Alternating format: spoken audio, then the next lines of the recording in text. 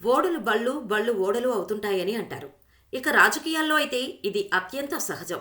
కాకపోతే అధికారం కోల్పోయిన తర్వాత కొన్ని పార్టీలు మరీ పతనావస్థకు పోతుంటాయి.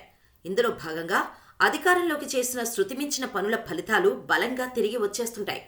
ఆ సంగతి అలా ఉంటే ఒకప్పుడు భారీ వైభవం చూసిన టీడీపీ ఇప్పుడు రాజ్యసభలో ప్రాతినిధ్యం లేని పార్టీగా మిగిలిపోయింది. అవును, చంద్రబాబు ఆధీనంలో ఉన్న తెలుగుదేశం పార్టీకి ఘోర అవమానం సిద్ధంగా ఉంది. ఇందులో భాగంగా పెద్దల సభలో టీడీపీకి ఇక జీరో నెంబరే మిగలనుంది. దీంతో ఇది ఆ పార్టీ చరిత్రలోని అతి ఘోరమైన అవమానంగా విశ్లేషిస్తున్నారు పరిశీలకులు. ఈ విషయంలో కనీసం ఒక్క స్థానమైనా దక్కించుకోవటానికి చంద్రబాబు ఏమాత్రం సాహసించే విషయంలో సిద్ధంగా లేరని అంటున్నారు. ఈ క్రమంలోనే ఈ దఫా రాజ్యసభకు పోటీ చేసే విషయంలో నో ఛాన్స్ అంటూ సీనియర్ల ముందే చేతులెత్తేశారు. నేటితో రాజ్యసభ అభ్యర్థుల నామినేషన్ల దాఖలకు చివరి గడువు కావటంతో దానికి ఒక్కరోజు ముందు చంద్రబాబు తన మనసులోని మాటను పార్టీ నేతలతో పంచుకున్నారు. ప్రస్తుతం ఉన్న పరిస్థితుల్లో రాజ్యసభకు అభ్యర్థిని నిలబెట్టి సాహసం చేయలేమని స్పష్టం చేశారు. దీంతో పార్టీ ఆవిర్భవించిన తర్వాత తొలిసారిగా టీడీపీకి ఈ గతి పట్టిందనే కామెంట్లు వినిపిస్తున్నాయి. చంద్రబాబు తీసుకున్న తాజా నిర్ణయంతో ఏమాత్రం టెన్షన్ లేకుండా 3కు 3 రాజ్యసభ ఎంపీలు ఏకగ్రీవంగా గెలవటమన్నది ఇక వైసీపీకి లాంఛనం అయిపోయినట్టే. వాస్తవానికి నిన్న మొన్నటి వరకు రాజ్యసభకు అభ్యర్థిని నిలబెట్టేందుకు బాబు సిద్ధమవుతున్నారని ఒకరంటే, వైసీపీ నుంచి సుమారు 40 మంది ఎమ్మెల్యేల మద్దతు తమకుందని బీరాలు పలికిన టీడీపీ నేతలు ఇంకొందరు. ఎట్టి పరిస్థితుల్లోనూ రాజ్యసభకు టీడీపీ నుంచి ఒక అభ్యర్థిని పంపుతామని వైసీపీ అసంతృప్త ఎమ్మెల్యేలు అందుకు రెడీగా ఉన్నారని కూడా చెప్పుకున్నారు. అయితే అది అంత ఈజీ కాదని చంద్రబాబు తొందరగానే తెలుసుకున్నారనే కామెంట్లు వినిపిస్తున్నాయి.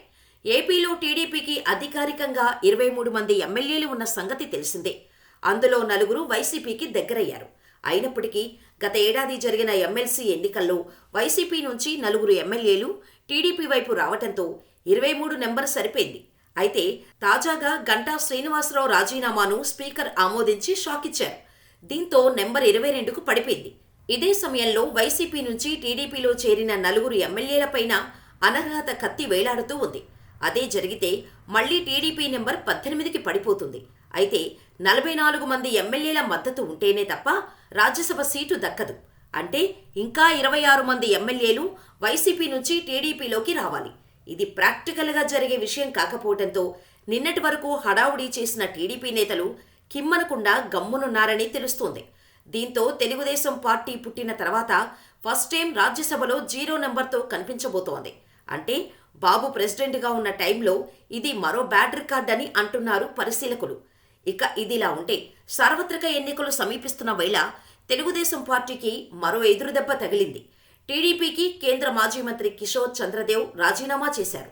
ఎన్డీఏలో టీడీపీ చేరే ప్రయత్నాలను ఆయన తీవ్రంగా వ్యతిరేకిస్తూ రాజీనామా చేశారు. విద్వేష శక్తులతో చేతులు కలపటం సహించరాని విషయమని, అధికారం కోసం తన ఆత్మను అమ్ముకోలేనని చంద్రబాబుకు ఆయన ఘాటు లేఖ రాశారు. కిషోర్ చంద్రదేవ్ అరకు లోక్సభ స్థానం నుండి 5 సార్లు గెలిచారు. 1994 నుండి 2000 వరకు రాజ్యసభ మెంబర్గా ఉన్నారు. కేంద్ర మంత్రిగా, అఖిల భారత కాంగ్రెస్ కమిటీలో జనరల్ సెక్రటరీగా పనిచేశారు. రాష్ట్ర విభజన తర్వాత 2014 ఎన్నికల్లో ఓటమి పాలయ్యారు. ఆ ఎన్నికల్లో వైసీపీ అభ్యర్థి కొత్తపల్లి గీత విజయం సాధించగా కిషోర్ చంద్రదేవ్ కేవలం 52,000 ఓట్లు సాధించి 3వ స్థానంలో నిలిచారు.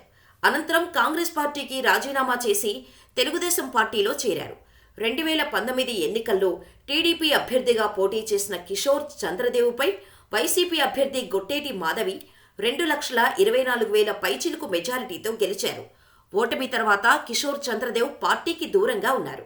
ఈ నేపథ్యంలో రాబోయే ఎన్నికలకు సంబంధించి టీడీపీ అధినేత చంద్రబాబు ఈ నెల మొదటి వారంలో అరకు అసెంబ్లీ, పార్లమెంటు స్థానాలకు ఇన్ఛార్జీలను ప్రకటించారు. అరకు అసెంబ్లీ నియోజకవర్గానికి సివేరి దొన్నుదరను, పార్లమెంటు నియోజకవర్గానికి కిడారి శ్రావణ్ కుమార్ను ఇన్ఛార్జిగా నియమించారు. ఈ పరిణామంతో వచ్చే ఎన్నికల్లో టికెట్ ఇచ్చే అవకాశం లేదని టీడీపీపై తీవ్ర అసంతృప్తితో ఉన్నారు. ఇదే క్రమంలో చంద్రబాబు మరలా ఎన్డీఏతో కలవటానికి ప్రయత్నాలు ప్రారంభించడంతో టీడీపీకి రాజీనామా చేస్తూ నిర్ణయాన్ని వెలువరించారు. అయితే ఆయన అధికార వైసీపీలో చేరతారా లేక కాంగ్రెస్ పార్టీలోకి వెళతారా అనేది తెలియాల్సి ఉంది. మొత్తానికి ఈ పరిణామాలతో ఏపీకి రాజకీయం కాస్త గట్టిగానే వేడెక్కింది అనేది స్పష్టమవుతుంది. చూడాలి మరి.